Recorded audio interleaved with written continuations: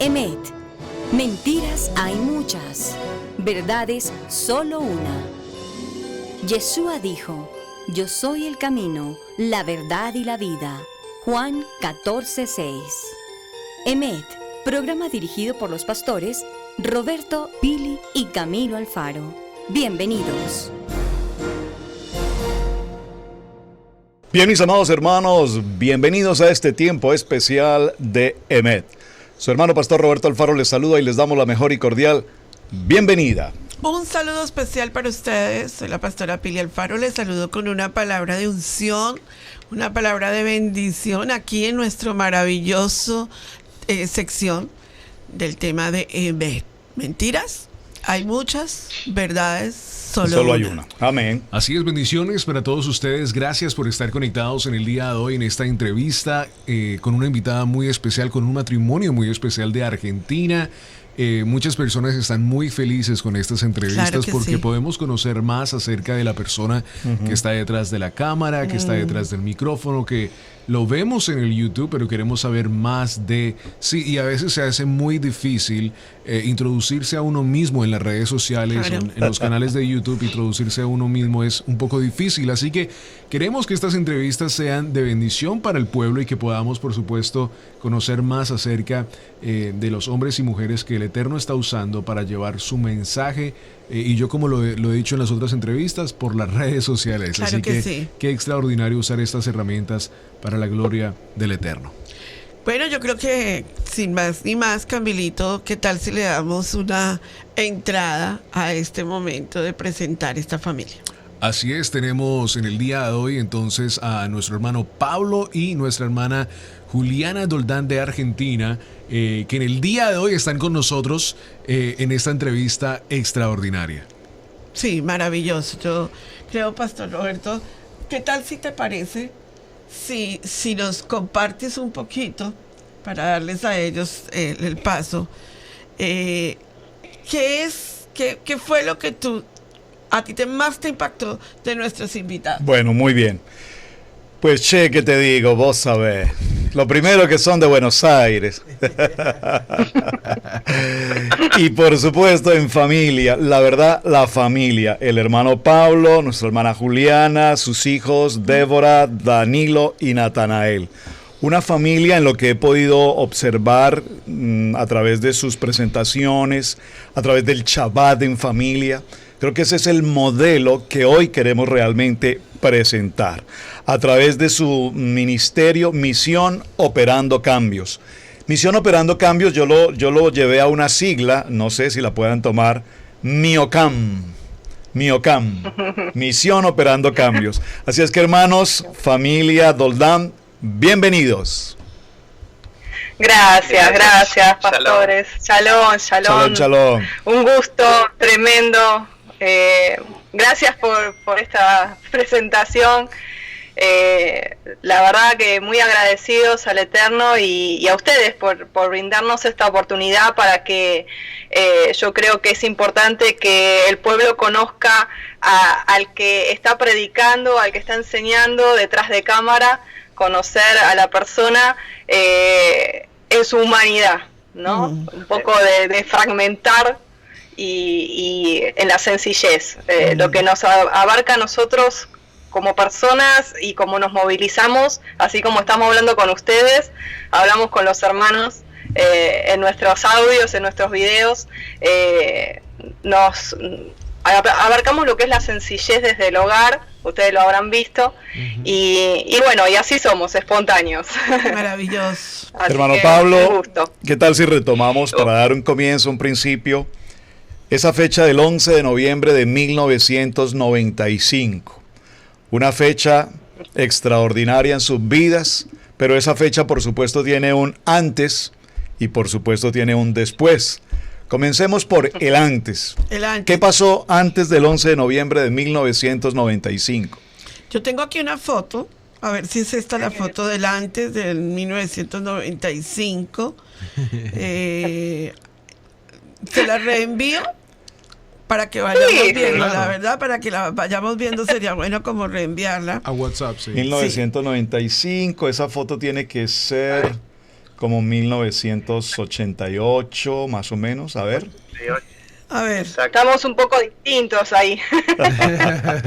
Esta foto, ahí la envié. Esa foto es antes. Esa foto. Okay. Sí. En esa foto, bueno, yo tenía 14 años. Wow. Y Pablo tenía 16. Wow, pero son unos bebés. Wow. ¿Cómo se conocieron? Bueno. Nos conocimos un verano que justo nos encontramos que en unas fiestas que eran paganas, ¿no? De carnaval, pero bueno. Jugando al agua nos conocimos, tirándonos esas bombitas de agua en la calle cuando no había peligros. Y yo estaba con una amiga, 13 años yo tenía, y él estaba con su hermano mayor y su primo. Y mi primo fallecido, sí. Y bueno, y así, bombita va, bombita viene, globito va. Y bueno, y así después fuimos a andar en bicicleta. Y bueno, así fue. Y estuvimos 7 años y 8 meses de novios. Wow. 7 años. Wow. Tremendo. ¿Mucho tiempo? Claro, porque tenían 13 años. Pero 7 años. Algo que yo quiero, siempre honro al Padre porque Él nos ayudó a llegar en santidad al altar. Bueno. 7 años continuos. Lo honramos muchísimo. Sí, continuos, sin interrupciones, continuos, 7 años. Sí, casi 8 años. Qué Amor bien. para toda la vida. Qué bueno, maravilloso. ¿Y en qué momento surge entonces ya después de 7 años y medio el momento de tomar esa decisión? Ahora vamos a casarnos, vamos a celebrar nuestra... En el año 93 fue, ¿no? Que nos íbamos a casar primero. Y habíamos preparado todo, pero no nos cerró el tiempo, el dinero, aunque habíamos vendido cosas, no nos dio, y bueno, lo cambiamos al 95 y ahí ya, sí, tuvimos toda la casa y tuvimos las cosas para poder empezar. ¿Y qué trasfondo religioso, digámoslo, el que ustedes crecieron? ¿Cuál fue su trasfondo religioso? Evangélico. Sí, nos casamos por la iglesia evangélica. Ella estaba también, yo era filmador de la iglesia y editor de yo hacía los que eran los videos de la iglesia. Y ella, bueno, era liderazgo también en la iglesia también, en diferentes etapas, y también tuvimos con los niños, y después fuimos avanzando de a poquito, pero siempre con la ayuda de nuestro Adón, nuestro Padre. En crecimiento en diferentes iglesias fuimos después, así que fue de a poco, vamos a ir. De a poquito les vamos a ir contando. Maravilloso. Pero digamos en la pregunta del crecimiento de ustedes, ¿vienen de cunas cristianas en Argentina? Nosotros, bueno, ahí hay una diferencia, ¿no? Sí, o sea, yo desde niña hice catequesis, era católica, mi mamá me llevó al catecismo, sería catequesis. Particularmente lo quería volver a hacer porque yo estaba enamorada de Jesús, y cuando me dijeron, ya está, tenés que ir a tomar la comunión, yo decía, no, quiero hacer 2 años más porque yo tenía esa hambre desde niña, siempre fui una enamorada de nuestro maestro. Y él viene de una cultura justamente... Sí, no, nada que ver, porque en mi casa no sé, aunque mi papá sí era católico, pero no... Porque tu mamá no era. Sí, mi mamá era judía, y mi abuela judía, entonces había otro tipo de cosas que, bueno, no se compartían con el cristianismo. Entonces yo no fui ni bautizado ni nada de lo que era católico, porque mi mamá, como era judía, no quería. Entonces, bueno, fue otra cultura, nada que ver con lo que había en mi colegio, ¿no? Porque yo me preguntaba qué era y yo quedaba aislado porque no era ni católico ni tampoco era judío. Entonces, ¿no? Siempre le preguntaba a mi mamá qué soy, porque era diferente a lo que era lo que en ese momento era, ¿no? Porque mucho el tema hebreo no se trataba ni judío tampoco, él era como... Pero practicaba... Decir que era judío parecía una mala palabra en este país decir judío. ¿Cómo? ¿Sí, ella practicaba el judaísmo? No. Lo que eran las fiestas, lo que es las fiestas de acá católicas, no sé, en mi casa lo que era Navidad, todo eso no le gustaba. Pero tampoco las bíblicas. Sí, digo en el sentido del judaísmo. Ella siendo judía practicaba ese judaísmo. No, tampoco mi mamá mucho en las fiestas no se involucró mucho porque como mi abuela tampoco profesaba tampoco. Hacía tanto lo que era las fiestas, pero sí era lo que era la cultura hebrea, sí. Tremendo. Tremendo. Y yo sí esas preguntas, hermanos, les hago esas preguntas porque en verdad nosotros como colombianos aquí en Estados Unidos no conocemos mucho argentino. No. Y creo que muchas personas tenemos que entender que la parte cultural, el pastor va a hablar un poco acerca de eso, de Argentina es totalmente diferente a la cultura de latinoamericana, aunque estamos en el mismo continente, es muy, muy diferente. Y una de las cosas que sí he entendido es de que Argentina tiene claro, todo Latinoamérica, pero Argentina en sí tiene una gran mayoría de parte europea y judía. Es que en verdad se nota en la manera de cómo... con todo el respeto, como ustedes en Argentina se ven, comparado, digamos, a otras personas de Latinoamérica, se ven esos rastros europeos en una manera totalmente diferente. Y qué tremendo que ahora que ustedes están en el movimiento de las raíces hebreas, no en el movimiento, en las raíces hebreas, pueden también identificar esas cosas. Tremendo. Es muy interesante porque su cultura más que con el idioma, voy a decirlo así, suena un poco extraño lo que voy a mencionar, pero el idioma argentino, ¿cómo el idioma argentino? ¿Acaso no hablamos español? Bueno, se ha llegado a concluir que incluso argentino, el idioma, el lenguaje argentino, casi no es un idioma español, tiene una incidencia profunda del italiano, por supuesto, pero casi que se considera un idioma, particularmente el idioma argentino. Tremendo. Y las expresiones, oí vos, ve, che, sos, esas expresiones son muy auténticas y típicas de esa cultura argentina y de la incidencia, por supuesto, europea. Yo un poquito más adelante entraré a mirar un poco más en detalles lo que representa, porque me apasiona la cultura. La verdad, he estado estudiando un poco sobre la cultura en Argentina, sus principios, sus orígenes, su raíz histórica, y es impresionante.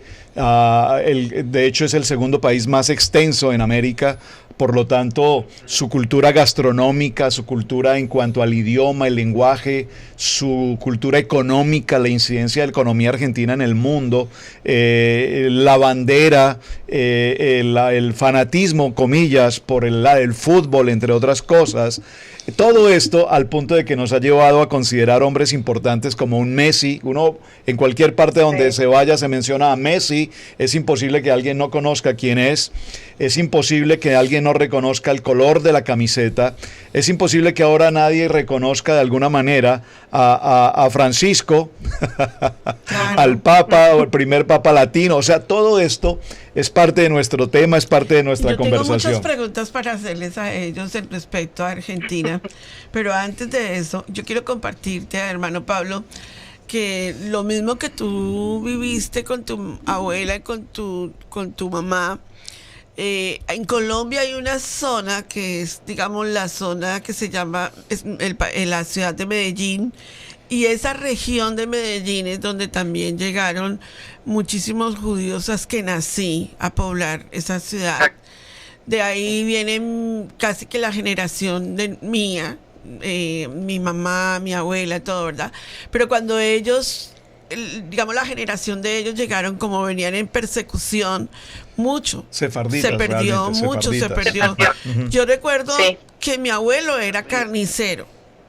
Y mi abuelo tenía en Colombia se llaman famas, donde las carnicerías. Y yo me acuerdo que el acto de mi abuelo de matar una res era lo más sagrado que había. Por toda la ley de los carbonos y todo. Sí. Claro. Pero nunca él asociándonos a nosotros a la cultura hebrea, sino era una tradición. ¿verdad? Entonces yo ahora que lo escucho digo, wow, de verdad que Adonai nos libró a nosotros de caer en las manos, digámoslo, de una cultura romana. No nos tuvo ni allí ni acá, nos tuvo ahí en la mitad para llevarnos a la identidad. Tremendo, maravilloso. Tremendo, ¿no? Bueno, tengo aquí una fotico. Y aquí tengo dos dulzuras hermosísimas, que yo sé que son dos hijos maravillosos. Cuéntenos de esos hijos. Se casan entonces en 95. 1995 y comienza ya lo que decimos la ruta de la vida y el primer fruto de este matrimonio es ¿quién? Natanael Mariano. Él tiene 20 años. Él fue... a ver, yo el nombre del padre me lo dio 2 años antes, lo tenía marcado en la Biblia. De mis 3 hijos tenemos un testimonio poderoso. Natanael, al ser el primogénito, realmente tuvo que pasar muchas barreras. Yo tuve contracciones, tuve un embarazo complicado. A los 7 meses más o menos empecé con contracciones, no podía, tenía que hacer reposo. Nació por cesárea de urgencia, tenía 3 vueltas de cordón y un nudo como una corbata. Wow. Tal es así que el médico me dice, ¿tú crees, no? Sí, yo le había predicado al médico. Y me dice, acá estuvo Dios, me dice el médico. Me muestra el cordón umbilical con un nudo. Dice, yo no sé cómo este bebé llegó a término y se alimentó. Wow. Yo a Natanael me lo sacaron azul. Estaba azul. Lo conocí después de 2 días. En ese interín de esos 2 días, yo no podía ir a darle el pecho porque estaba en neonatología, en terapia intensiva. Porque, bueno, se le había complicado, había tomado líquido, meconio, y bueno, fue un testimonio tremendo porque, o sea, lo estoy acordando, pero me estoy recordando, sepan disculpar mi memoria, a veces es como que voy y vengo.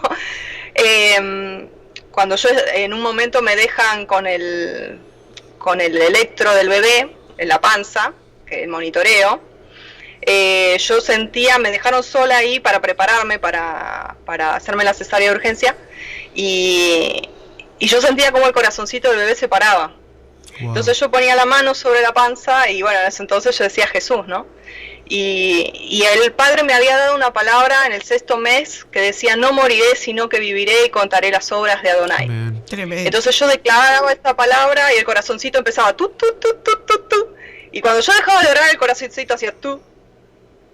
Wow. Yo ponía la mano y oraba y Yeshua sostuvo a mi bebé. Amén. Maravilloso. Luego, después de 2 días, cuando yo puedo levantarme de la cesárea, porque fue, o sea, no podía levantarme para ir a darle de mamar al bebé, yo sentía en mis oídos, o sea, vivencié muchas cosas espirituales, o sea, ángeles que me cantaban, puedes tener paz en la tormenta, fe y esperanza, aunque no puedas seguir, esa canción. Después la de peregrinos extranjeros, también habla sobre tú guardarás en completa paz aquel cuyo pensamiento en ti persevera. Era como que yo tenía auriculares acá. Tremendo. Y la gente venía a ver al bebé que no sabía lo que había pasado y me veía ahí, ¿no? En la cama, y me veía con una paz, con un shalom que no podía entender, ¿no? Y yo decía, el Padre cuida a mi bebé, Dios está cuidando a mi bebé, y bueno, y así fue, que bueno, los llevamos, nos dieron el alta, pero a los 2 días el bebé no comía. El hematocrito le empezó a subir, la sangre se le empezó a espesar, se empezó a complicar, y después de 2 días Natanael tuvo que ir a estar internado y yo vivía en un piso alto, no podía bajar con la cesárea, así que yo me tuve que quedar, y mi esposo con mi padre, que mi papá es kinesiólogo, está en la parte médica, fueron, el bebé quedó internado, esa fue mi peor noche porque yo estaba lejos, Y bueno, le hicieron todo un proceso de licuación de la sangre para aligerarla, porque se ahogaba. Y bueno, y así batallamos y pasamos, wow. ¿no? Todo un proceso fuerte con Natanael. Natanael ahora es un varón de Elohim. Él desde el año y medio tuvo una palabra que él iba a tocar la batería, iba a hacer golpe de espada, golpe de guerra. Él ahora está traduciendo la Torá. Él se pasa horas traduciendo la Torá desde el hebreo. Él sabe hebreo, enseña hebreo, aprendió con David Acevedo. Y él está dando clases y él me ayuda, él es mi complemento en lo que es enseñanza, ¿no? Así que esa es la historia con Natanael. Qué extraordinario. Luego sigue Danilo. Sigue Danilo. Hay algo que ya se olvidó de Nato. Estuvimos orando 1 año y medio por Nato porque no venía primero. Y tuvimos una palabra en la iglesia. Estaba yo con ella el Día del Padre y le decía, qué lástima, ¿no? Que uno no puede ser papá todavía, le decía. Me dice, ¿cuándo me vas a hacer papá? Y en esa época, la iglesia, nosotros estábamos trabajando en la iglesia y ese día no fui a trabajar, sino me senté en el culto y a participar, ¿no? Y el chico que estaba dando la palabra de entrada, abre la Biblia y dice, bueno, sé que alguien acá necesita esta palabra, dice, el año que viene a este mismo tiempo abrazarás un hijo. Entonces dio la palabra y yo la tomé. El año siguiente, ahí abracé a mi hijo. El día del pan estaba abrazando a Natanael. Con muchas luchas, pero la abrazamos. Y bueno, ese fue el poder, ¿no?, de nuestro Abba. Amén. De que ese hijo iba a seguir un futuro, que no iba a ser que iban a hacer y se iba a ir, sino él tuvo palabra. Aparte, nosotros trabajamos también en el Instituto Canción de Marcos, entonces sí. Él tuvo una palabra también de que iba a tocar. Este chico, un profesor viene un día a casa charlando y dice, a este chico, dice, Dios tiene una palabra. Y le digo, ¿qué? ¿Cuál es la palabra? Dice, este chico va a ser un adorador profético y va a tocar la batería y va a luchar guerra espiritual, claro. El enemigo, dice, con la batería. Nato tenía 1 año y medio, no llegaba a 2 todavía. Y entonces yo nunca dije nada y nunca hablamos de nada porque era chiquito. A los 4 años Natanael ya estaba tocando la batería sin que nadie le haya enseñado. Wow. 4 años y sabía leer partitura y nadie le había enseñado a leer partitura. Y 4 años ni siquiera todavía sabía escribir porque hacía dibujitos y sabía leer partitura y tocaba. Wow. Tenemos videos de esa época que Nato tocaba batería y nos reunimos justo un día por el instituto. Y este chico viene y bueno, no sé, Juan, ¿cómo andás? Todo, y le digo, mirá, ahí tenés a quién profetizaste, le digo. Me dice, ¿de qué? ¿Te acordás? Le digo que vos profetizaste a Nato, que le oraste y todo, que iba a ser un adorador profético y qué sé yo. No me acuerdo, me dice, pero mirá, le digo, ¿cómo toca la batería? Bueno, empezó a tocar la batería. Mi cuñada también era profesora y era directora del instituto. Bueno, tocaban juntos 4 años. Desde los 8 años él tiene su batería. Tiene la batería. Y toca. Y toca la batería. Y bueno, y lo que él tomó, ¿no?, que lo que el Abba le dio, él hizo muchas cosas. Cuando nosotros en la época éramos pastores, nuestro baterista era Natanael. Tremendo. No teníamos baterista. No teníamos músico, le poníamos Gilson y él seguía Gilson. Teníamos a. Decías, no puede ser, es un nene de 9 años. Teníamos a Natanael, la gente miraba como diciendo, ¿dónde está el baterista? Porque no se veía. Entonces estaba ahí y bueno, fueron años que muy lindo porque era la unción que estaba en ese momento que se veía, era era tener a un hijo, ¿no? Que nosotros habíamos esperado, ungido, que era lo que queríamos. Y bueno, y después Danilo es otra cosa también, es tecladista. El pianista. Él sabe tocar el teclado. Sí, pianista. Pianista, sabe, y también aprendió muy poco, y todo lo que lo aprendió lo fue por el ABBA. Y bueno, y esperábamos la voz, porque yo era el único cantante. Así que el Señor nos mandó a Débora. A Débora. La guerrera que tenemos, que canta. Y da palabra, toca batería. El padre la unge en un momento determinado, empieza a escribir, y después el padre, como el sábado pasado, nos impactó con las palabras que le baja. Palabras reveladas. Qué lindo. Su ministerio, palabras reveladas. Débora, 9 años hoy, una niña con un llamamiento poderosamente, de verdad, su juventud, pero que el Padre Eterno va a usar grande a través de ese ministerio de palabras reveladas. Mira. Y hay un ministerio más, que es el de Retoños de Olivo, un ministerio además dedicado a lo que es el discipulado, pero hay uno que me causó interés y quiero que me mencionen algo sobre este tema, y es el de Águilas Espirituales. Sí, tiene que ver mucho con el tema justamente de adoración profética. El Padre nos ha estado hablando hace más o menos unos 10 años atrás, cuando de hecho se estaba haciendo toda la restauración de la casa de Israel, ¿no? Y dentro de ese movimiento y ese avivamiento que el Padre hablaba, era que él no solamente estaba en el mover del cántico espontáneo, como se estaba dando en ese tiempo, en los años 90, en los años 2000, sino que él quería llevar a los adoradores que están en espíritu y en verdad de la Torá a una dimensión que él pueda cantar a través de esos adoradores. Él quiere cantar sus canciones. Dice que la palabra en el Salmo 32, que él nos rodea con cánticos de liberación. Y en Sofonías dice de que él dice te renovará en su cántico, ¿no? De amor.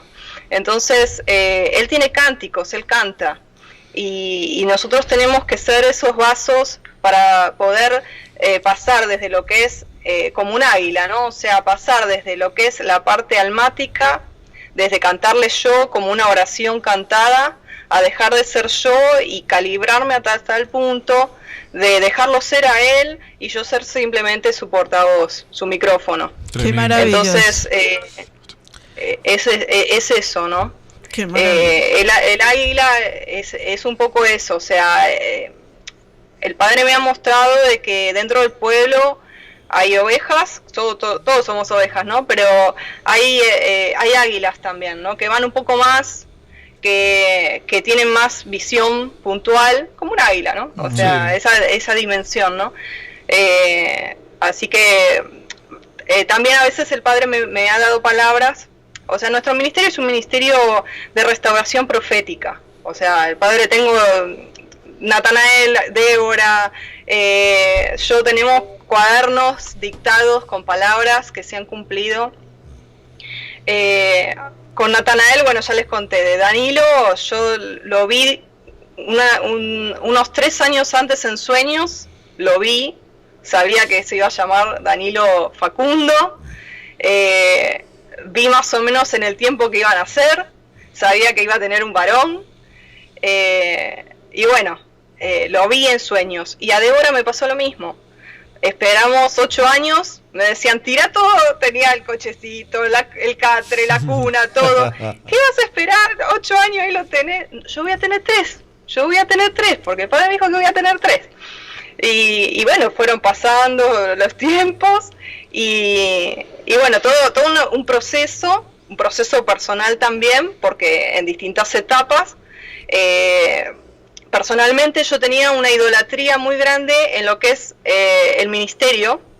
Para mí era la culmine ser pastora, tener una iglesia, y ese es otro testimonio muy fuerte, porque el Padre me permitió cumplir mi propósito, y llegué, y tuvimos iglesia, fuimos pastor de la Unión de las Asambleas de Dios, tuvimos, o sea, tuve todo, estudié todo lo que quise, llegué a mi meta, pero no estaba feliz, porque no era el plan del Eterno. Ahí quédate un momento, hermana Juliana, un momento, quédate ahí, porque te estás adelantando algo que queremos hacer. Vamos a un corte y volvemos, porque queremos entrar un poco a ahondar en el tema. Estudio Bíblico Devocional en la familia.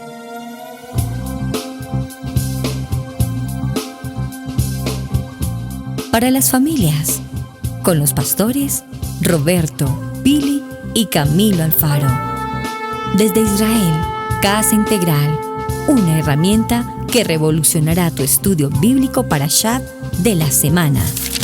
Imagina poder abrir tu Biblia para estudiar un tema o un versículo y que los temas de la enseñanza despejen tus dudas y así abras tu corazón. Un panorama desde una perspectiva hebrea. Con solo un clic podemos conectarnos. Contáctanos en nuestras redes sociales. Israel Casa Integral. Acompáñanos en este recorrido de 365 días de enseñanza bíblica.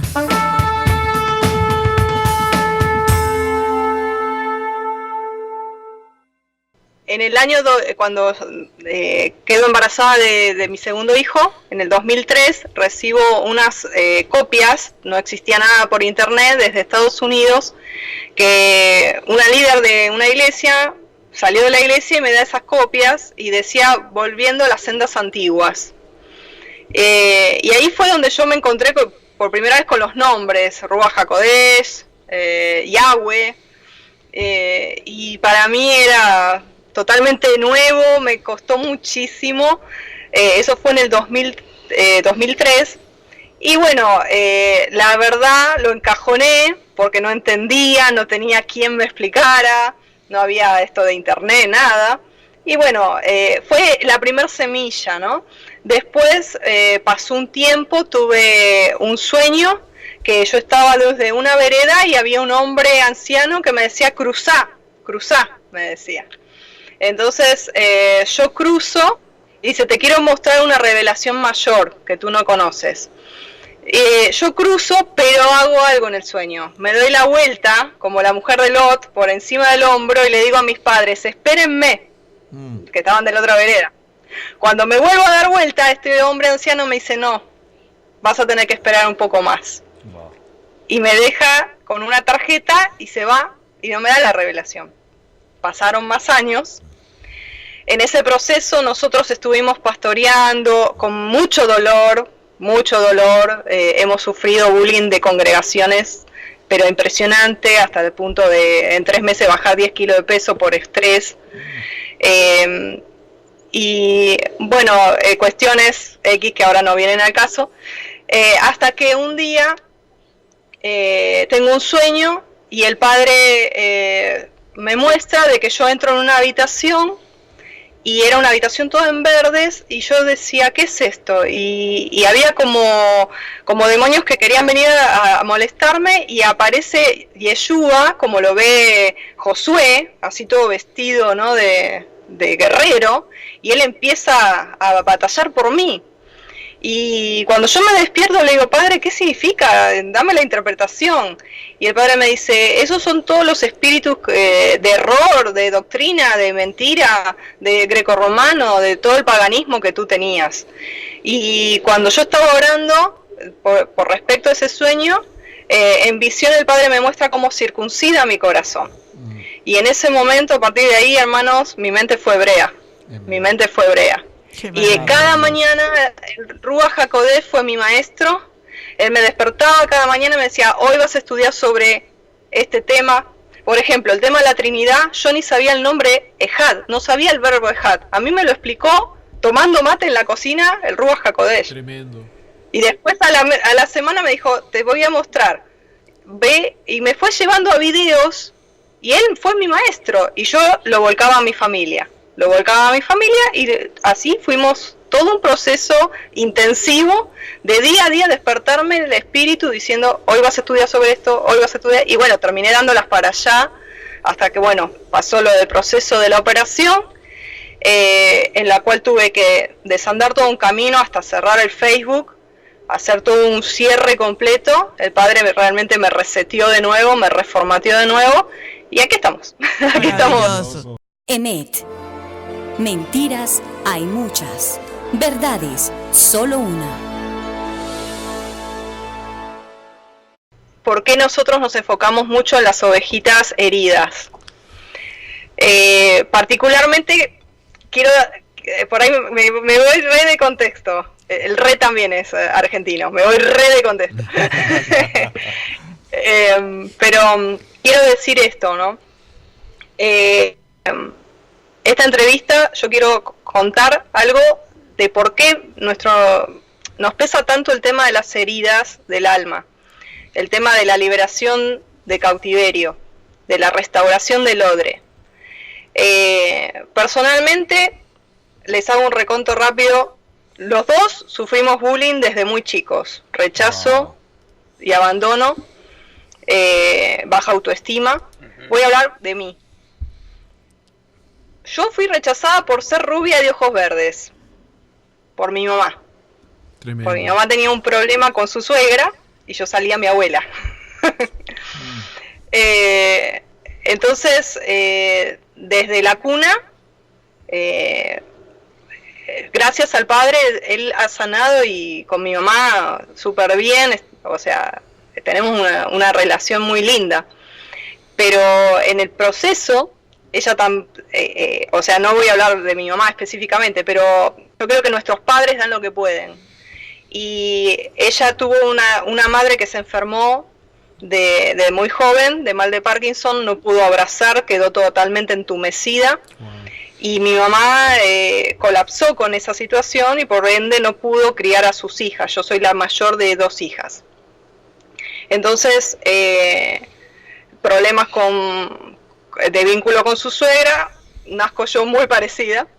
Entonces, bueno, toda una situación, ella con depresión, situaciones muy así. Entonces, prácticamente, mi papá trabajaba en 4 o 5 lados para podernos mantener. Me crié sola, con baja autoestima, era una niña muy tímida, tuve enuresis, sufrí mucho psicología, psicólogas, ataques de pánico, 12 años más o menos, cuando empecé la preadolescencia, situaciones por la cuestión del abandono, bullying en la escuela, en el barrio, al ser tan introvertida, ¿no? Y bueno, yo fui, o sea, cuando les comentaba que yo era católica y hacía lo que es el catequesis, en ese lugar yo sentía la presencia de Yeshua, yo sentía el amor del Padre, cuando nos enseñaban, ¿no? Era mi momento de tener paz.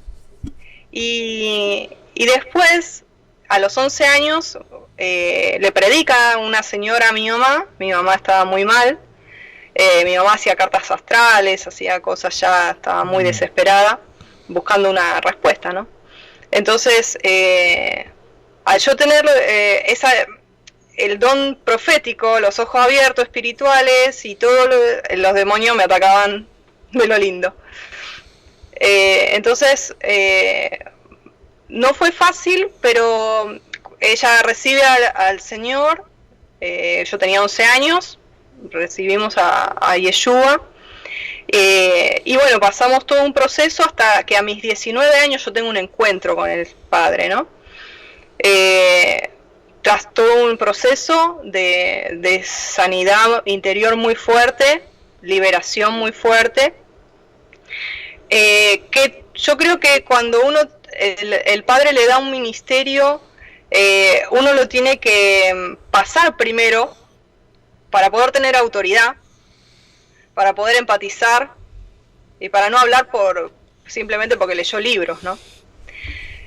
Entonces, en ese proceso, bueno, después el Padre me llevó a estudiar psicología social acá hay un pastor psicólogo que se llama Bernardo Estamateas, que es muy reconocido, hizo libros y todo, en una fundación. Entonces me llevó el padre a estudiar más lo que es la parte del alma, de la psiquis, para poder conocer el ser humano completo, no solo de la parte que ya había estudiado, que era la parte del instituto, ¿no? Entonces, bueno, pude empatizar más y entender un montón de cosas.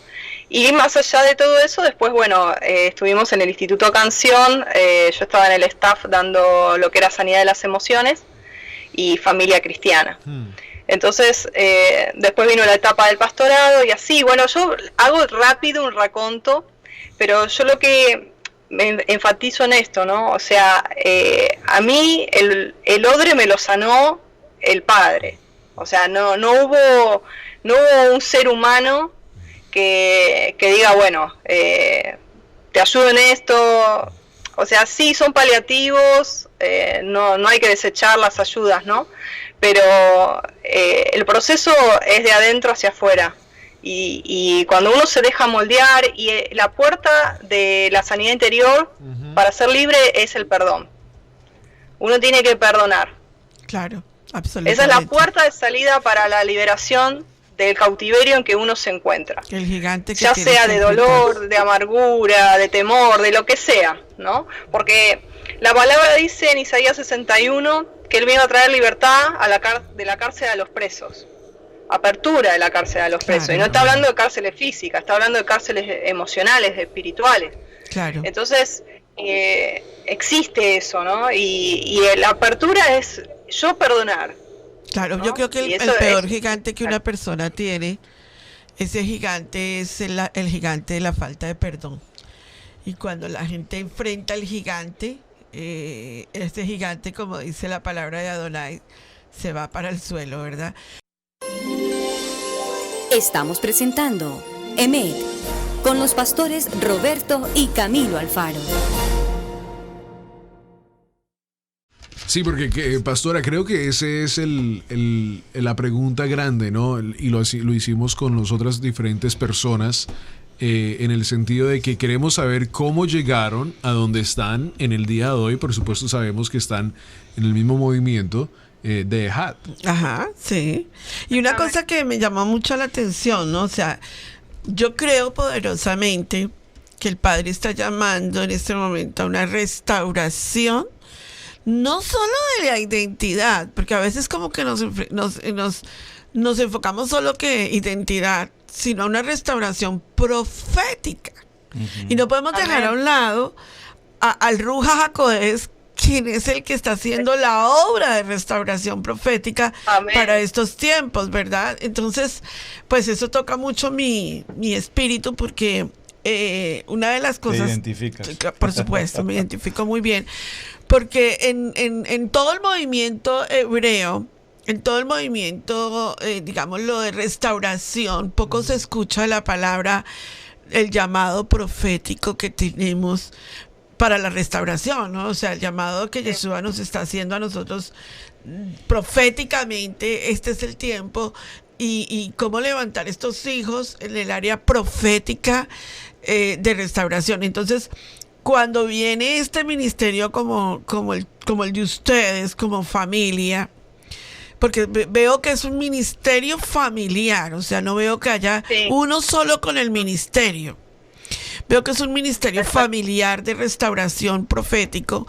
Entonces viene la pregunta que como que tiene que cada uno de los que está escuchando dice, óigame, yo quiero escuchar esto, porque yo también tengo este mismo sentimiento, pero nunca lo había visto desde el punto de vista hebreo.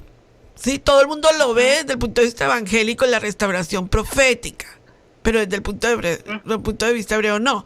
Entonces, compártanos, por favor, en el ministerio de ustedes, como familia, cómo Adonai les está dando a ustedes el alcance para la familia en el área profética, en esa transición. Sí. Yo creo que son los dos ríos de Ezequiel. El Padre nos mostró que no es solo Torá ni solo Ruaj. Sí. son los dos ríos. Los dos ríos tienen que fluir. Porque la savia del olivo natural es el Ruach HaKodesh, es la vida. Si yo tengo solo letra, me voy a llenar la cabeza de conocimiento, pero no voy a tener la savia de la vida. Entonces me voy a morir espiritualmente. Entonces, si me voy para el misticismo y no tengo Torah, tampoco es bueno. Me voy a llevar a destrucción y a una locura desenfrenada, de donde salimos justamente. Entonces, por eso los dos ríos de Ezequiel, que son las aguas salutíferas, que son justamente las que da riqueza a las naciones, porque tiene los nutrientes de la palabra y tiene el Ruach HaKodesh, que es el espíritu del Abacadosh. Entonces, cuando Yeshua dijo, mis palabras son espíritu y son vida, y mi Padre busca ese nivel de adoración, ese nivel de disposición. El Padre está buscando familias.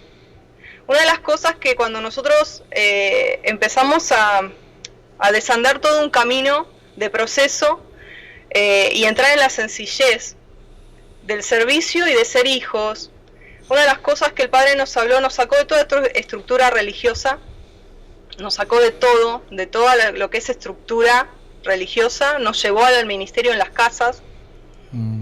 Y allí el Padre nos empezó a hablar de volver al libro de los Hechos. Ustedes tienen que volver al original, al libro de los Hechos, a las sendas antiguas. Ustedes son piedras vivas, ustedes son la casa espiritual. Yo no habito en templo hecho por brazo humano. En la doctrina nicolaíta, no. Cuestiones así, puntos muy fuertes en nosotros, ¿no? Entonces, cuando empezó todo el proceso, bueno, de todo lo que yo pasé, y este año el Padre de nuevo me envía a poner la mano en el arado, una de las cosas en Reflexiones de Sion que hacemos los miércoles es que yo enfatizo que somos familia y que el Padre quiere acercar su corazón hacia sus hijos. Amén.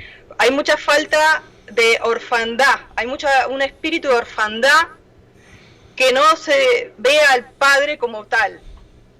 Se ve, sí, como un Elohim, se ve como un Dios de reglas, se ve como algo legalista, se ve de miles maneras, pero no se ve como Padre. Y no se ve el corazón del Padre, que es la Torá. Entonces, Yeshua vino para eso, vino para mostrar el corazón del Padre. Los niños se le subían a UPA, ¿no? Se le acercaban los niños porque era tal calidez que él tenía. Entonces, que él tiene, ¿no? Entonces, esa calidez es la que falta. Amén. Porque al haber tanta, a ver, hay que aprender. No, yo no digo que es malo, por supuesto que no, hay que aprender. Pero tampoco enfriarnos, porque somos familia. Un padre que te enseña nada más y no te da calidad de vida, no te da amor, no sentís su amor, su abrazo, no te sirve de nada lo que te enseñó, sí, porque no vas a tener un vínculo. Y lo que el Padre quiere es mostrar familias. Por eso nosotros abrimos la puerta. Esta casa es una casa que no, estamos por ahora rentando, pero se llama Betel porque es su casa y él le puso el nombre con palabras proféticas también. Entonces, determinado momento el Padre dijo, bueno, ya está, prendan la cámara y yo voy a convocar a mis adoradores proféticos. Quizás no serán muchos, pero aquellos que tienen ese latir y que yo estoy llamando, que están apagados, yo quiero levantar. Sobre todo nos habló de jóvenes, nos habló de preadolescentes, nos habló de esa franja que no tienen un lugar de reflejo, ¿no? Y nos habló de esto, de familia. Una de las cosas que quiero remitirme es a lo que dijo el pastor Roberto el otro día de Had y de Ahabá, del amor. Ajá. Yo creo que eso es algo que me late muy fuerte, justamente porque estuve convaleciente hace pocos días y pude ver que el Ejad tiene que ser en amor. Amén. Todo tiene que ir desde el vínculo. Hay que dejar de ¿cómo se dice? ¿Cómo decirlo? Puro profesionalismo, puro evento, tal, y rótulos, y títulos, y carteles, y mensajes, y publicaciones. No, la gente necesita, yo les digo algo, por día hasta 10 atenciones personalizadas, y a cada uno me tomo el tiempo, mi familia les puede decir. Y hasta ayer, que yo no podía leer porque estoy un poco convaleciente todavía, yo le dicto a mi esposo y mi esposo les contesta a las ovejitas. Wow. Porque creo que el pastorado es eso. Claro, personalizado. Es personalizado. Te llevará, sí, te desgastará, sí, pero el Padre te restaura y te da más y te da más, porque uno no puede estar distante de las ovejas. Claro que sí. Porque si uno tiene ese llamado pastoral, tiene que tener olor a oveja. Claro, porque si no es conferencista. Y hermana Juliana, perdón, ahora que estás mencionando este punto tan interesante, creo que hay una conexión aquí muy bonita. Porque el hermano David, y lo compartió en su momento en la entrevista también, y lo han compartido los otros hermanos, Ejat tiene que ver también con una palabra que debe marcar la diferencia en el proceso de transición. Así es. Y es el tema de la humildad. Tú hablabas de sencillez, pero la humildad no es un tema nuevo. La humildad es un tema que precisamente Yeshua nos enseñó, lo moldeó, lo participó, y tal vez se ha descuidado, y el ego ha tomado cierta posición en el tema, digamos, en el concepto evangélico. El ego ha llegado a niveles exuberantes, así. Pero en el proceso de transición y en lo que queremos de diferencia es que no copiemos esos modelos. Y fíjate cómo es de importante entender que ya no es el concepto del templo, el edificio, sino el contexto de la casa como el Betel, como la casa de oración. Y qué extraordinario esto de las redes sociales utilizadas para alcanzar a miles de gentes en tantos lugares de la tierra, que de hecho muchos no los conocemos, pero que hay un acercamiento extraordinario. Maravilloso. Y al igual que ustedes, nos tomamos el tiempo para compartir con muchos hermanos que a diario nos escriben o nos llaman, y tenemos esa cercanía. Y ahora vemos cómo este sistema cibernético virtual nos permite tener la iglesia en un contexto de línea, en un contexto virtual, pero el crecimiento y el enfoque de la palabra está creciendo de una manera extraordinaria. De hecho, Pastor Roberto, una pregunta que yo les quiero hacer a los hermanos de Argentina, y Camilo lo dijo también, lo empezó la introducción, me pareció maravillosa. Sabemos que Argentina tiene una gran población judía. Muy grande. ¿Verdad? Digámoslo con el respeto que merecen los hermanos judíos asimilados. Muchos saben su trayectoria, pero no son practicantes, digámoslo. Otros sí son practicantes. Pregunta. Y el pastor Alfaro tiene preguntas también, yo sé que sí. ¿Cómo se vive en Argentina el concepto antisemita? Cuéntenos ustedes, compártanos, hermano Pablo, esa parte. Primero quería acotar lo de Roberto. Lo que es con la gente, nosotros participamos, ella por ahí es la cara que más se ve, pero atrás de esa cara hay varias personas trabajando. Claro. En una de esas, a mí no me gusta mucho por ahí poner la cara porque no soy de mostrarme mucho, pero lo que hay que ver es el nivel de la persona. En qué tipo de nivel uno tiene que trabajar con la persona, porque cuando uno se presenta, hay ovejas, hay gente que está muy maltratada, sí. Y esa gente es muy difícil de trabajarla porque está rencorosa, lastimada, y donde vaya a ver, siempre va a haber algo en la otra persona y va a atacar. Entonces, no es ponerse en el lugar de atacar a la persona, sino es tratar de alimentar a esa persona y que esa persona se dé cuenta a lo que uno quiere llegar. Porque hay diferentes tipos de hermanos y cada uno viene con una lastimadura cada vez por ahí más profundas que otros. Entonces, por ahí está el que no conoce, pero por ahí está el que conoce, y por ahí ya vino lastimado por otras cosas. Claro. Entonces, hay que saber qué tipo de nivel trabajar con las personas. Claro, maravilloso. Y bueno, El tema de lo que es judío en Argentina es como que Argentina tiene un rechazo contra los judíos. Tremendo. Porque ya se ha visto con la AMIA que hubo 2 atentados. Sí. La embajada de Israel. La embajada de Israel, la AMIA, hubo muchos atentados acá y entonces es como que hay en Buenos Aires hay varios lugares que son posesión de los judíos, ahí solamente están son sectorizados. Judíos. Uh-huh. Muchos son con lo que es comida y otro es lo textil.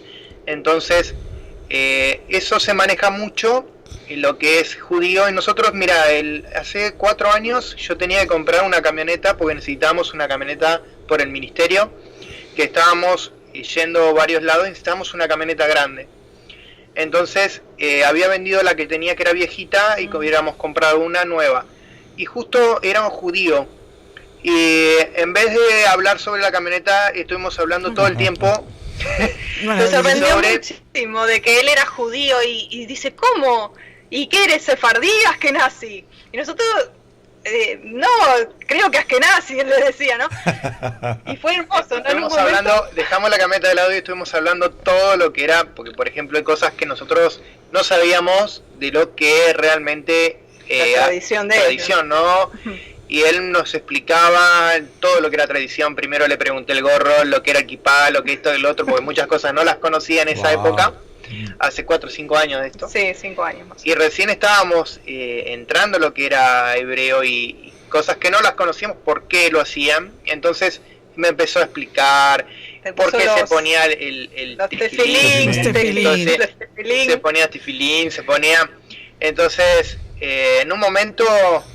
se pararon 2 chicos en el medio de la calle. Algo muy raro, ¿no? Porque yo nunca lo había vivido, por ejemplo, en la iglesia evangélica, ¿no?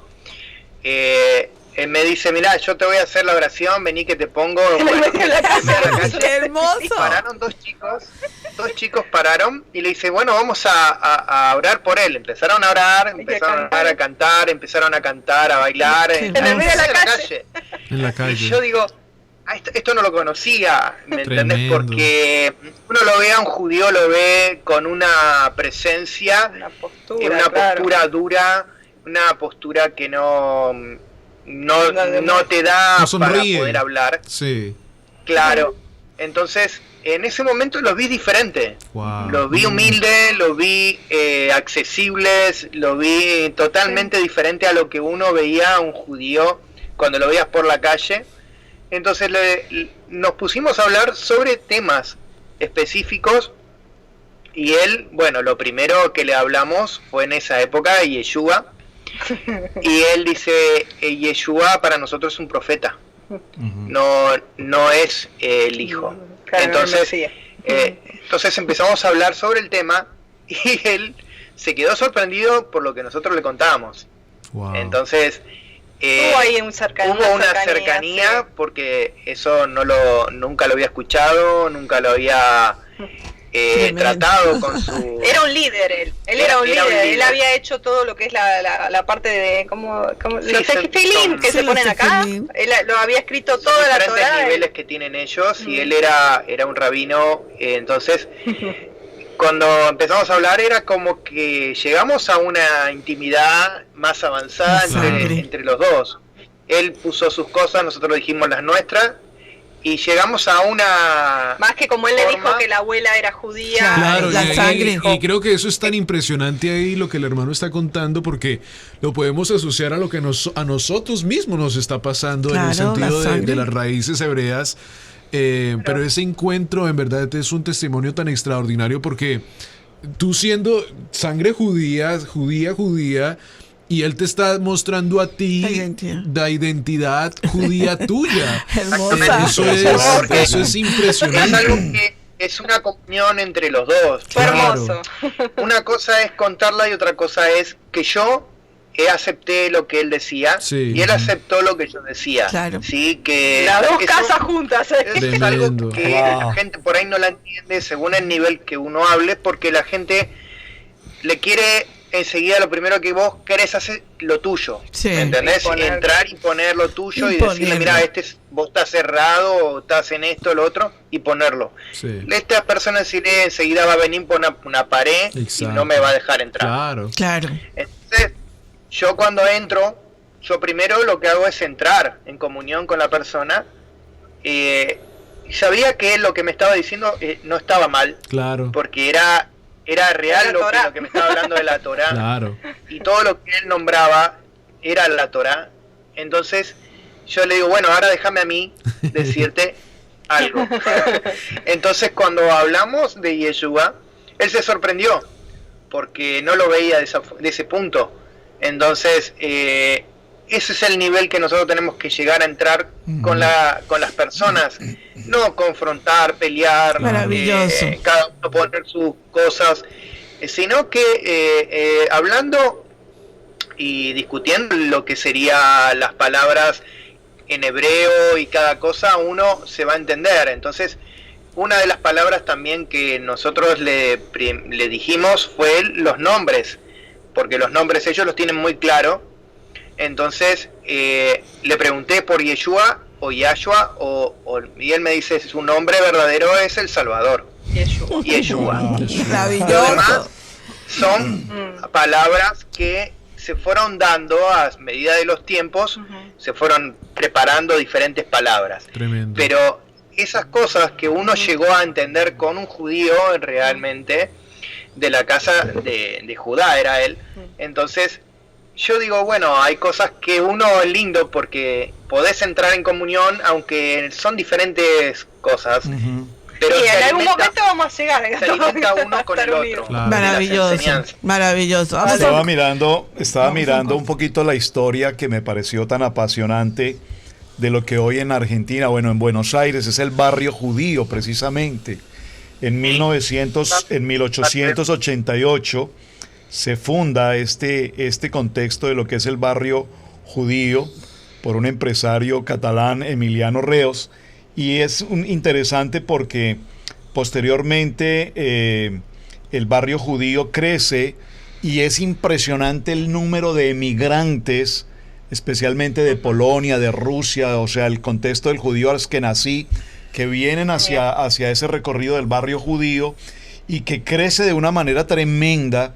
Y saben, he tenido la oportunidad de ver o conocer a algunos hermanos argentinos que todos vienen de esa línea judías que nací, pero tenía como también en mi corazón el concepto de que Argentina tiene un mayor volumen de acercamiento a Torá, y sin embargo vemos como todo Latinoamérica está pasando por un proceso de crecimiento hacia la Torá. Ustedes, ¿cómo están viviendo ustedes directamente en Argentina, con la comunidad argentina, ese proceso de transición hacia Torá? Yo creo que hay algo que juega muy en contra, y es el tema masónico. Nosotros tenemos el tema de la masonería muy fuerte.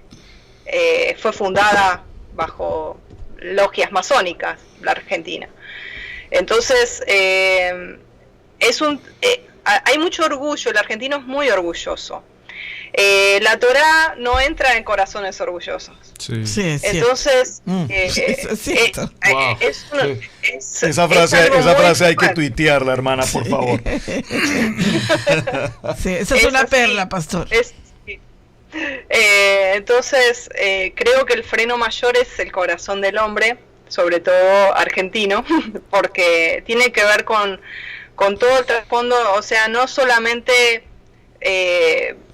hubo inmigración de por ejemplo, yo vengo de portugués, español, italiano, pero también el tema masónico, el tema de la fundación, ¿no? El tema, todo lo que tiene que ver con lo católico, fuerte también, idolátrico. Entonces, hay mucha resistencia en el sentido.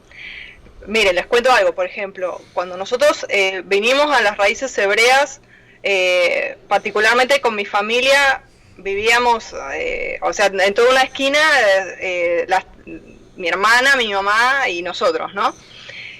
Unidos, todo bien. Cuando tocamos el tema de no comer cerdo, wow. el tema de la comida, porque acá los asados de los domingos es el algo asado sagrado. Sí. Tremendo. Entonces, la parrillada, el chorizo no, la parrillada, la morcilla no, que el chinchulín no, ¿y qué vas a comer entonces? Entonces lo vivenciaron como un rechazo personal, ¿no? Entonces, prácticamente para nosotros ese fue el quiebre desde el altar de la comida, ¿no? sí, correcto. Porque tiene que ver mucho así, o sea, o lo tano, ¿no? Lo italiano de la pasta del domingo y esas cosas, ¿no? Pero bueno, yo creo que una de las cosas que le frena a la Torá en la Argentina es eso. Quizá en Latinoamérica hay corazones más humildes, corazones más moldeables, más sufridos también, con otra cultura, o sea, vienen de maltrato, claro. ¿no? Entonces es distinto, o sea, una cosa es ser colonizado y otra conquistado. Claro. Maravilloso. Entonces, cuando acá vinieron, ¿no? A matar indígenas y bueno, y conquistaron, punto. Sí. Y eso quedó.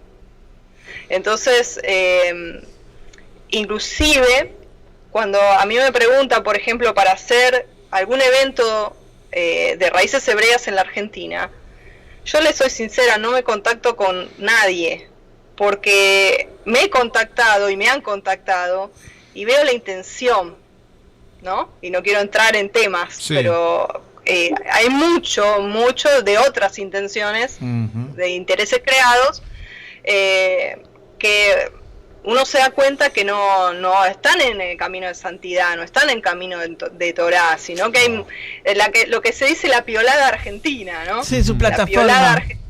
Pasa que en Argentina la viveza criolla. Es como que hay algo que va bien y ahí no vamos todos, ¿entendés? Entonces, en una época eran todas iglesias evangélicas, claro. porque iba bien, entonces iban todos ahí, vamos a ser todos pastores y hacemos todo porque deja plata. Claro. Entonces, es como que en Argentina se vive por marketing, hay un marketing siempre, ¿no? Sí, hay un comercio de por medio, entonces hay que tener cuidado también con eso, porque se abusan de lo que sería el mover que está viendo. El mover que se entonces, ve, sí.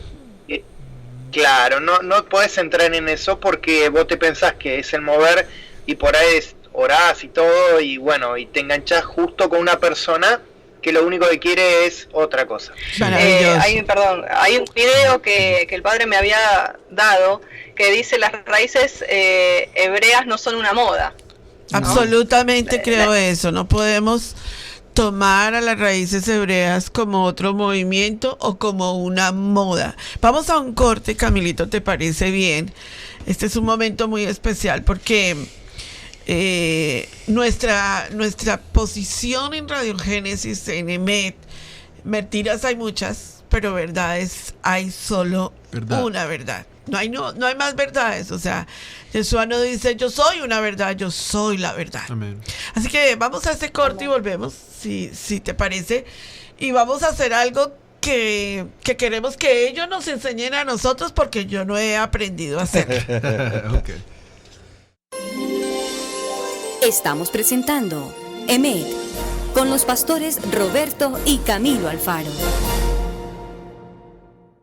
Para nosotros en Colombia es muy típico usar la palabra tomémonos un cafecito. Y hay un eslogan incluso que dice tomémonos un café y seamos amigos.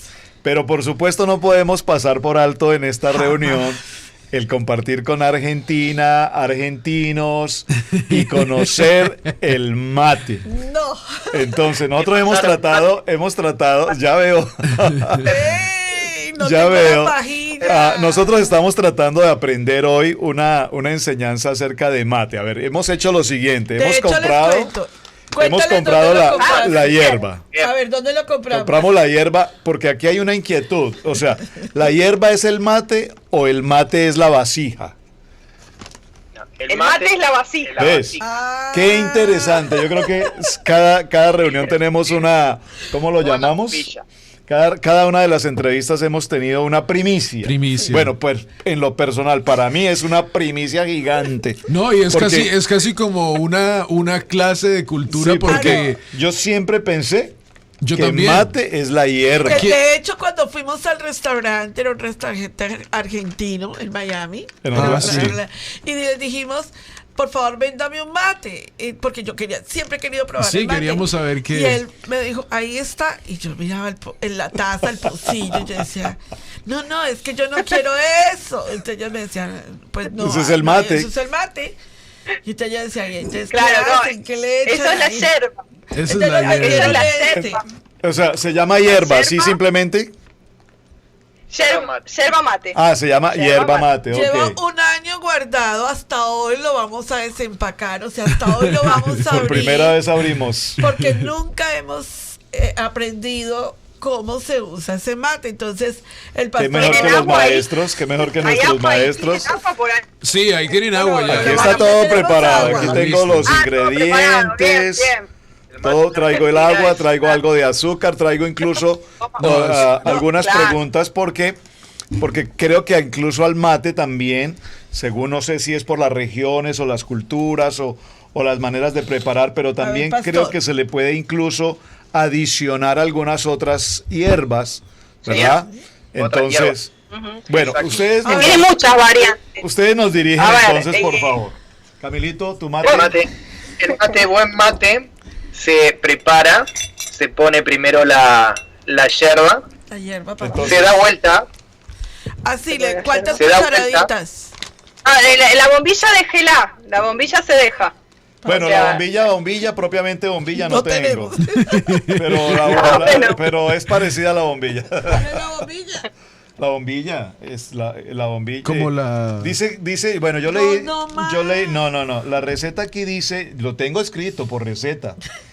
Entonces, el mate, la vasija, hay mates de madera, de calabaza, de cerámica, de vidrio, de plata, de porcelana, bueno, de oro, supongo. De barro, estos deben ser de barro porque estos son mates mexicanos. Pero estos son mates mexicanos. Entonces los trajimos de México, nos los trajeron de México, deben ser en barro de México. Es una belleza de mate. Bueno, pero dice que se debe colocar. Pero él te está enseñando, él te está diciendo. No, es que el Pili me dice que 2 cucharitas. No, yo estoy leyendo la receta. Pero el te está enseñando. Ay, pastor. 2/3. Adelante, hermano Pablo. Por favor. Sí. Hasta conveniente, si tenés un mate grande, hasta la mitad. Ok. ¿Sí? Entonces... Se da vuelta el mate se da vuelta, así. Ahora lo tengo con agua, así que no lo voy a dar vuelta. Pero se da vuelta el mate y se mueve. Para que lo que es la tierra que tiene, a veces viene con polvo. Claro. Exacto, el polvo quede en la mano. Vos te vas a dar vuelta la mano y el polvo queda ahí. Se sacude, listo.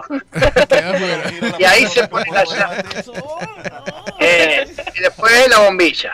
La bombillita viene adentro. Ahí. Y ya después se pone el agua. Azúcar. Si querés ponerle azúcar, le pones azúcar. Y si no, el agua al lado de lo que sería la bombilla. Siempre inclinado. Siempre tiene que quedar. No, el mate inclinado no. El termo. Siempre tiene que quedar una parte de yerba sin mojar. Ah, ok. Entonces queda la mitad del mate mojado y la otra mitad no. Ok, perfecto. Entonces ahí ya queda el mate cebado para tomarlo. Se le puede agregar azúcar, se le puede agregar café, se le puede agregar miel, se le puede agregar yuyos, sí, todo lo que es plantas así. Y se puede hacer frío, se puede hacer, por ejemplo, cuando hace mucho calor, en vez de agua caliente, se puede hacer con jugos, jugo de ananá, jugo de fruta, y eso se llama tereré. Y refresca. O sea, tereré, se le pone al mate, bueno, cuando se deja un poquito más grande. Cuando se deja la mitad de hierba húmeda y la mitad de hierba seca, ¿cuál es el propósito allí? Es para que no se te queme la hierba y que tenga más proceso de... Que dure más. Más cebadas. O sea, se le va agregando más agua incluso, pues, para poderlo terminar. Claro, a cada poquito. Bueno, yo creo que se toma. No, la pregunta que les iba a hacer era, porque a ustedes, persona que los vea con... Bueno, también se puede confundir, yo creo que el uruguayo también lo usa mucho, ¿no? Sí, el paraguayo, el uruguayo. La pregunta también. aquí es, ¿por qué? ¿Por qué a ustedes han estudiado? ¿Por qué a ustedes los identifica esa parte cultural? Porque es una tradición que es, como ustedes dicen, de tomemos un café y de la amistad. El hecho de compartir el mate, compartir una charla, estás compartiendo un tiempo, estás compartiendo, aparte de la misma bombilla, no, es algo como algo amistoso, no vas a estar compartiendo con gente que no conoces. Tremendo. Entonces tiene que ver con esto, ¿no? Del vínculo, de ir compartiendo, ir pasando un mate en ronda, ¿no? Uno va en ronda y va pasando, toma uno, le ceba, toma el otro, le ceba, y así, en esta charla. Todos toman del mismo mate. Sí, se ceba, ahí se va, me voy a mí y hace mate. Entonces, recién tomé yo, ahora le toca a él. Entonces se pone azúcar o si se quiere sin azúcar y ahora le toca a él. Y así sí es una ronda. Si por ejemplo somos muchos, que por ejemplo se da de que somos 15, entonces hay 2 mates. Porque si no, varios. Nosotros traemos un mate para cada uno, qué individualistas somos. Hermano Pablo y hermana huele riquísimo. Juliana, por favor envíeme de Argentina la bombilla. Bueno, esta es de alpaca. Esta es ya está toda tornadita, más pica. ¿Esta de qué? Esta es de plástico, de papel. Ahí va a entrar un poquito lo que sería la yerba. Cuando tomas. Claro, porque esto tiene un filtro. Porque eso tiene filtro, ¿es? Claro, tiene filtro para que no pase la yerba, si no te tragas la yerba. Sí, ahora entiendo. Por eso sí, no, a mí me pasó la hierba entera y además este popote, pitillo, palillo, no sé, este es muy grueso, entonces me pasó entero. ¿Qué razón que hizo sacar? ¿Te ahogaste? Me supo muy amargo. Me faltó el azúcar, me faltó la miel. Maravilloso. Pero hay algo que me inquieta muy interesante. Les voy a compartir una historia que me sucedió hace algún tiempo. Sufrí un accidente con una sierra de mano, la operé inapropiadamente y al bajar mi mano la sierra estaba encendida y me lastimé una pierna. Inmediatamente fuimos al hospital. Yo soy muy poco de ir a un hospital, pero esa ocasión cuando vi mi pierna y vi la herida y la sangre y todo esto, sabía que era momento de ir al hospital. Le hablo a mi esposa, le comento, mira lo que está pasando, no te preocupes, todo está bien, pero necesitamos ir al hospital. La pastora Pili quedó paralizada, no sabía si correr, si quedarse allí, no sabía qué hacer, pero me preguntó si la aseguranza estaba al día. No. Salimos para el hospital y estando en el hospital nos encontramos con una enfermera argentina. Y entonces me causó curiosidad, era una señora mayor, y ella me dijo, no te preocupes, esa herida está bonita, ¿sabes? Y lindo fue que no te lastimaste la otra pierna también. Lindo fue. ¿Cómo? Me dijo, mira, te vamos a tomar unos puntos, te vas a colocar una crema y no te preocupes por la cicatriz que te va a quedar linda. ¡Qué linda esa cicatriz! Entonces me pareció muy interesante porque todo le parecía linda, o sea, tremenda herida, tremenda cosida y todo le pareció linda, pero lo más lindo que le pareció es que solo fue una pierna y no las dos. Bueno, vamos a la muy positiva. Acá si tienes un accidente de esos, es muy rápido, se hace, no hay costura ni nada, sino azúcar. No, también se pone la gotita, es un pegamento que se usa acá en Argentina, entonces se sella, se pega y se terminó la sangre. ¿Por qué utilizan tanto esa expresión? Qué lindo. otros amigos argentinos estuvieron alguna vez en nuestra casa. La tía Eliana. ¿Y el tío Daniel? Y el tío Daniel son de un ministerio muy lindo para niños. Y ellos llegaron hacia la ciudad donde vivimos y lo primero que... Pero qué linda la ciudad, pero qué linda la casa, pero qué lindo, pero qué lindo. ¿Por qué usan tanto el lindo? Porque, bueno, así como ustedes usan el bello, ¿no? Así, o preciosura, bueno, el lindo es así, ¿no? Que es lindo. No sé cómo expresarlo. Bueno, vamos con la perla de hoy. Vamos a entrar a la perla el otro día cuando fuimos al hospital también, la doctora la atendió y le dice, ¿te sentís mal? Le dice, sí, me siento mal, me duele todo. Bueno, dice, quédate tranquila que está todo bien. Y bueno, le tomó la presión la tenía re mal. Le dijo, muy bien. Que te mejores. Entonces le tomó qué lindo que tienes la presión alta. El oxígeno en sangre, tenía muy bajo el oxígeno en sangre también. Cuando termina de todo, que yo veía que estaba todo mal, ella dijo, muy bien, está todo perfecto. Y yo digo, te equivocaste, está todo mal. Todo qué lindo. Qué lindo. Bueno, me llamó la atención porque aparte la saludó y le dijo, bueno, que te mejores. Sí, para eso. Ahora te van a dar una inyección y ya te vas para tu casa. Y yo digo, pero nada más que eso. Digo. Son formatos, ¿no? De palabras. Tenemos que seguir. Vamos a hacer una nueva programación para que nos cuentes esa parte. Maravilloso. Bueno, yo creo que... Porque creo que ahí es lo que la pastora está diciendo y es importante lo que la hermana Juliana acabó de compartir. Ella tiene un testimonio súper extraordinario en ese sentido. Sí, queda mi testimonio. Ella lo has contado, ¿verdad? En tu canal de YouTube. Esta mañana lo estábamos escuchando otra vez para recordar y poder estar preparados.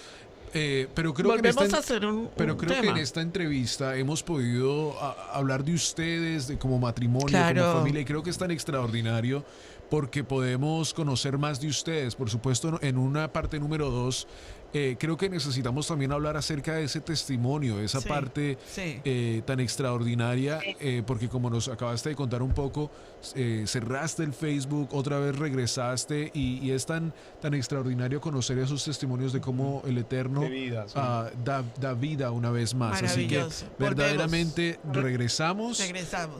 Y qué extraordinario este momento poder unirnos en Ejat. Maravilloso. Yo creo que ha sido un programa maravilloso. Me encanta la parte profética del ministerio de ellos. Ahora tenemos que ir a comprarnos nuestro... Ahora tenemos que ir a comprar la azuquita. Quiero azuquita aquí. ¿Cómo se dice La bombilla. La bombilla. Bueno, nosotros queremos agradecerle por esta oportunidad que nos brindan. Creo que es realmente maravilloso el estar en Ejat, el poder compartir. Nosotros nos hemos sentido tan solos durante tanto tiempo, que la verdad que esta hermandad, esta calidez es hermosa y les agradecemos el habernos brindado este tiempo, abrirnos sus puertas, hermoso el estudio y bueno, y sí, estamos dispuestos cuando ustedes quieran, volvemos a charlar de lo que ustedes quieran. Gracias. Pues amados hermanos, de verdad ha sido un privilegio compartir con ustedes. Maravilloso. Por su familia, por su experiencia, por el contenido de lo que transmiten, de lo que el Eterno ha hecho en sus corazones y de lo que están, de lo que están transmitiendo hoy también a tantas gentes que les están siguiendo. Este proceso de Ejat ha sido algo maravilloso para todos juntos. Amén, de alguna manera todos igual nos hemos podido sentir solos en el camino. Sí. Sabemos que este paso de fe, el paso de emuná a la transición por las sendas antiguas, es un paso en el que muchísima gente a nuestro alrededor nos pone una X, un delete, no queremos saber más, pero cuando ese delete se sucede, es también el momento en el que el Eterno empieza a unirnos ahora con los hermanos en las naciones, que estamos en ese mismo sentir, conectados con el Eterno a través de su Torá. Así es que muchísimas gracias, de verdad. Gracias por la enseñanza del mate. Fabuloso. Un abrazo. Para la próxima ya va a estar claro. El martes ya la vas a... Un saludo especial. Shalom. Y para todas las personas que nos ven por medio de la plataforma de Radio Génesis, también queremos invitarles para las personas que están también aquí en YouTube, que visiten el ministerio de nuestros hermanos en Argentina, en YouTube, Misión Operando Cambios, un ministerio súper extraordinario. Y una vez más, como lo decíamos, esperamos muy pronto poder hacer programas juntos y estar en esta plataforma de Radio Génesis en EJAT, el nuevo movimiento, la nueva unidad que el Eterno ha traído en medio de estos ministerios. Yo le diría los tiempos de restauración de EJAT. Este es el tiempo. Un Pastor, shalom para sus vidas. Quería decirle algo antes de cortar. Sí. Para la gente que está mirando, que tiene miedo en entrar las raíces hebreas o lo que ese no es un miedo. Tendrían que estar contentos porque salir del error y entrar en las raíces hebreas es entrar en la verdad y el camino de Yeshua. Amén. Porque nuestro Yeshua, nuestro Salvador, era hebreo, no era ningún greco romano ni tampoco nada. Eso es lo que la gente tiene que saber, que no se está cambiando de religión, no está cambiando nada, está entrando a un mover original que es la palabra de Yeshua. Amén. Esa es la verdadera entrada y comunión que tenemos que tener con nuestro Padre y nuestro Abba. Amén. Dice la palabra, y conoceréis la verdad, y la verdad nos hará libres. Exactamente. Bien, mis amados hermanos, este ha sido el tiempo de Emet. Tuvimos la gran oportunidad de compartir hoy con los hermanos desde Buenos Aires, Argentina, hermano Pablo, hermana Juliana Dolan, sus hijos. Un saludo muy especial para Débora, para Danilo, para Natanael, una familia maravillosa, y mucho tenemos que aprender de todo el testimonio que ustedes nos han compartido. Su hermano Pastor Roberto Alfaro les saluda y les doy muchísimas gracias por acompañarnos en este tiempo de Emet. Gracias. Amén, amén. Shalom. Mentiras hay muchas, verdades Verdad solo una. Shalom. Amén.